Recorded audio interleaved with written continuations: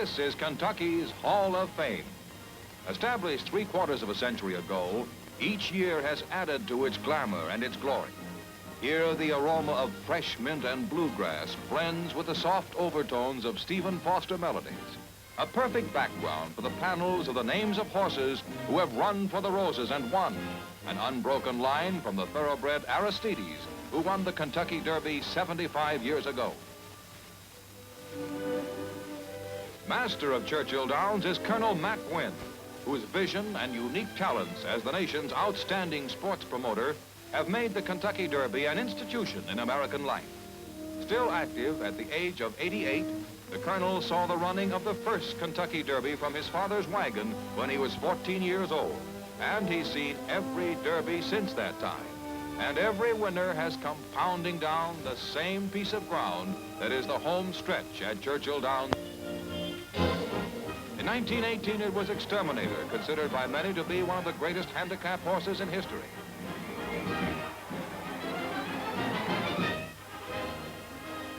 In 1930, Lord Derby, whose family name was given to England's greatest race, saw Gallant Fox add his name to the list of great 3-year-olds as Earl Sande rode his 3rd Kentucky Derby winner.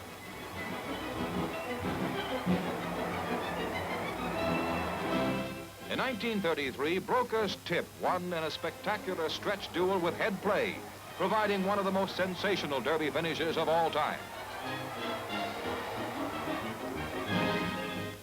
In 1941, it was Whirlaway, the little horse with a big, long tail, turning in the fastest Derby of all time.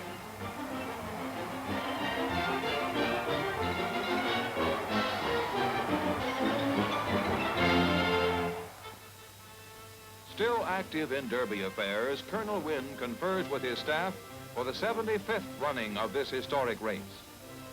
Sam McMeekin, director of racing at Churchill Downs, handles the Derby entries, which close 3 months before the race. Each entry is accompanied by a subscription of $50, $1,000 additional to start. For this Diamond Jubilee Derby, there were 113 nominations. General manager of the Downs is Russell Sweeney. His task is to keep pace with the ever-increasing demand for tickets. To satisfy the requirements of more than 100,000 people in a plant that has only 40,000 reserved seats is the #1 problem at Churchill Downs. In a word, tickets. The publicity department under Brownie Leach goes into high gear long before Derby Day. With the Derby occupying more newspaper space than any other annual sports event, Churchill Downs is tops in public relations. Superintendent Tom Young on left and Daniel Sullivan supervise construction work on the longest grandstand in America. Hundreds of carpenters, painters, and workmen toil unceasingly that the vast racing plant may look its best on Derby Day. Louisville catches the Derby fever too. Flags and bunting provide an expression of Southern hospitality as the first week in May approaches.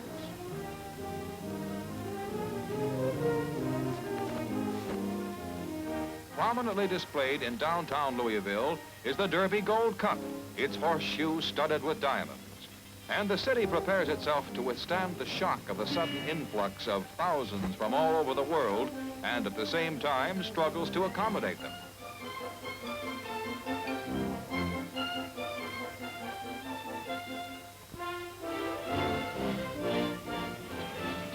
First of the prominent visitors to arrive is the pre-race favorite Olympia, who comes to Louisville in a specially chartered plane. Accompanied by his trainer, Ivan Park, and attended by a retinue of grooms and handlers, Olympia appears calm and unconcerned. At the track, trainer Ben Jones looks over a less prominent entry, Ponder, who carries the hopes of Calumet Farm for a 4th Derby winner. Early morning workouts become increasingly important as the horses are brought to razor-sharp edge. Clockers watch and chart every move as Derby horses move through the stretch. Wine List, piloted by Ted Atkinson, takes the attention of these keen observers. Now it's John's Joy, whom the binoculars follow every step of the way. It's Halt, with McCreary having lost both stirrups trying to stay aboard. There he goes. Save for a few minor scratches and being shaken up a bit, McCreary's all right. Trainer John Gaber has something interesting for New York's Joe Williams as the Sportswriters go into action. Duplicator's trainer has news for Paul Lowry of Los Angeles. And Jim Roach of the New York Times interviews Hearst Jacobs about Palestinian. All roads lead to Louisville as the special Derby trains start to arrive. Here's the Texas special, filled with folks from the Lone Star State that want to see the Run for the Roses.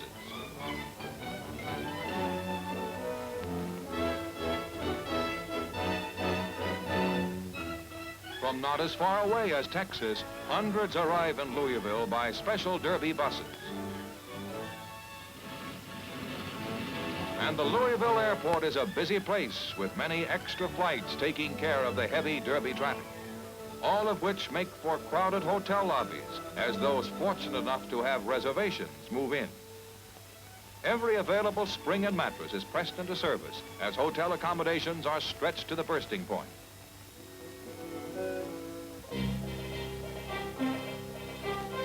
There's only one topic of conversation in Louisville now, and that's the Derby. Every bit of information on the movements and training workouts of the Derby horses is carefully read and discussed. It's Derby fever, and it's mighty infectious, with practically no one immune from it. And it consists of nothing more than an insatiable desire to pick the winner.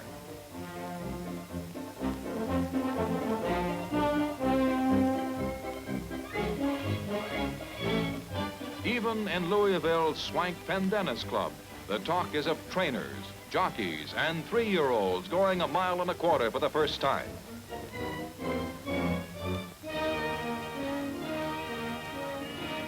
It's Derby Eve, and everywhere in Louisville there are dinners and parties, as thousands look forward to the excitement of tomorrow. Sports writers from all over the nation attend the annual press party given by Churchill Downs. Here's Boston's Tom Sheehan with New York's Harry Grayson, Red Smith, New York Herald Tribune, Atlanta's Ed Danforth and Jack McDonald of San Francisco, John Chandler of the Associated Press, George Bugby of Memphis, and Knoxville's Tom Silent, Everett Clay all the way from Hialeah, Bill Boniface from Baltimore. In Kingsley Walker's florist shop, the all-night task begins on the traditional blanket of red roses, and the jockey's bouquet with stems 1 yard long, another symbol of victory in Kentucky. Since 1933, the highlight of Derby Eve activities are the Kentucky Colonels. Here's Toastmaster Bill Coram and General Jonathan Wainwright, General of the Colonels J. Fred Miles and General Livesey, His Honor the Mayor of Louisville, the owner of Olympia, F.W. Hooper, and J. Meyer Shine, prominent hotel and theater owner. The Colonels make merry far into the night, and excitement reaches a new high in crowded hotel lobbies as thousands pay homage to the thoroughbred.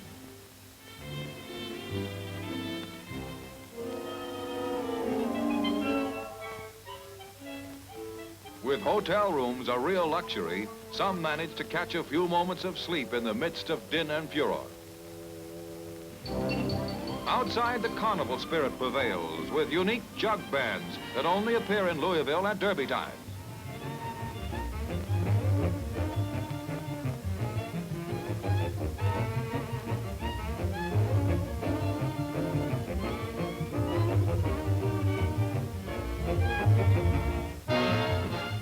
Plantation hoedowns become hot jazz in overcrowded ballrooms and nightclubs.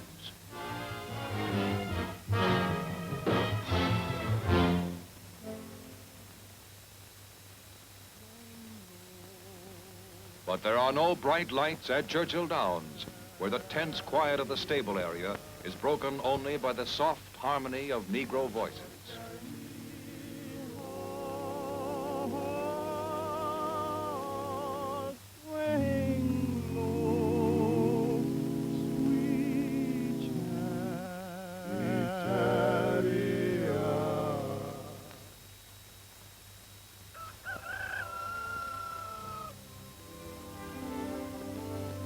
It's dawn of Derby Day, and in the early morning light, the Kentucky National Guard marches to their posts of duty.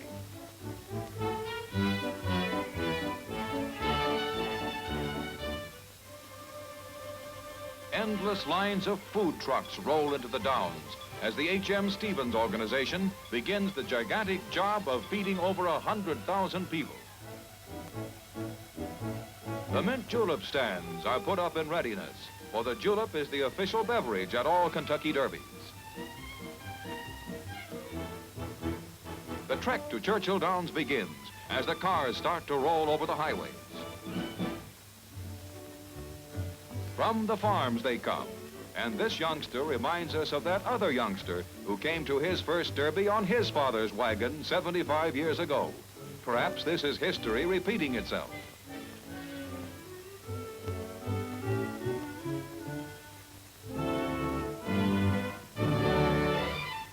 The gates open early to admit those who will spend the whole day in the spacious infield.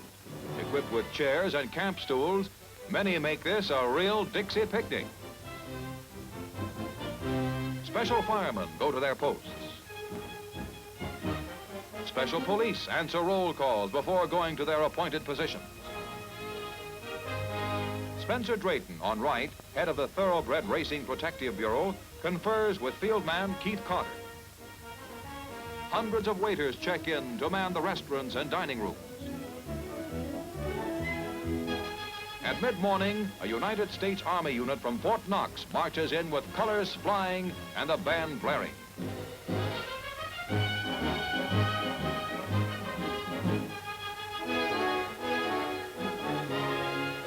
The size of the crowd doubles as cars in ever-increasing numbers pour into parking lots. They come from everywhere. Countless numbers of cars pour out endless streams of people who will soon jam every available space within the confines of Churchill Downs.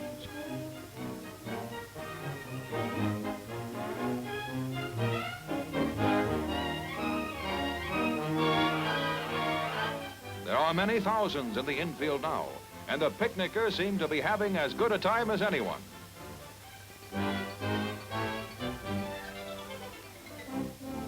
It's getting close to Derby time, and the motion picture camera crews prepare to put this Derby on film. Television cameramen get ready for action, and Clem McCarthy checks his glasses. Take it away, Clem. It's the 75th Kentucky Derby, and close to post time. Over 100,000 anxiously await the big moment. In the jockey's room, the Derby riders get into their silks. There's Eddie RKO. He's ridden 4 winners of the Derby. And Teddy Atkinson, seeking his first Derby victory. Charlie Gormley, clerk of the scales, weighs the jockeys in. That's Gordon Glisson, old Rockport's jockey. And now it's Atkinson as the indicator swings down to the Derby weight, 126 pounds. And the boys come down to the saddling enclosure. The majority in this vast throng are restless.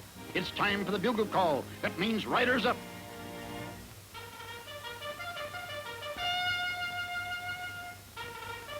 Now, my old Kentucky home.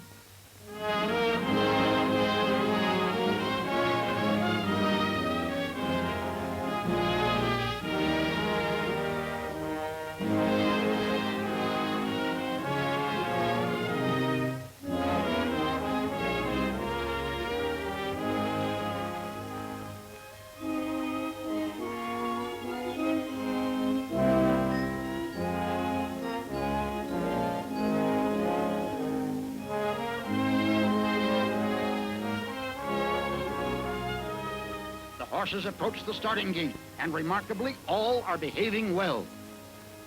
That's Hull, number 9, with Con McCreary in the saddle. Mr. and Mrs. Warren Wright watch as Ponder goes into his stall.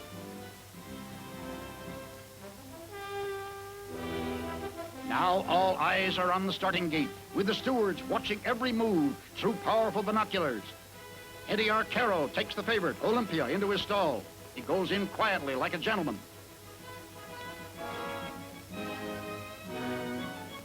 And Now, with half the horses in their stalls, it won't be very long before this Derby will be underway. They're nearly all in now, not an unruly colt in the lot. There goes Wine List. Steady now, jockeys, and I think we'll get a start very soon.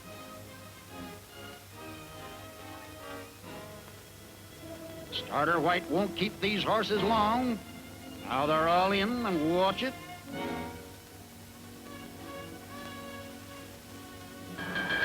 They're off, and they get away to a good start with the favorite, Olympia, going right to the front, closely followed by Jackstown, John's Joy, and Kentucky Colonel. And as they come past the stands, it's Olympia showing the way. That's Kapop in second place, followed by Lextown. Now they're closely bunched, with Olympia setting a terrific pace. Around the turn and into the backstretch, Ponder is last.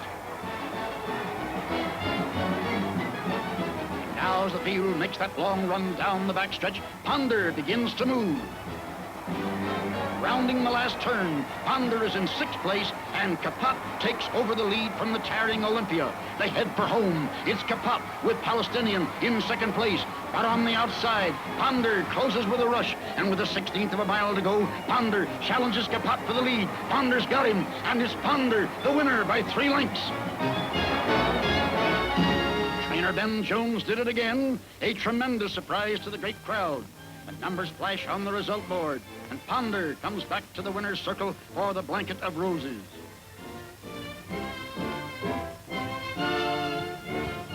Ponder's name is empaneled with the other great thoroughbreds as the 75th chapter is written in the Kentucky Derby story.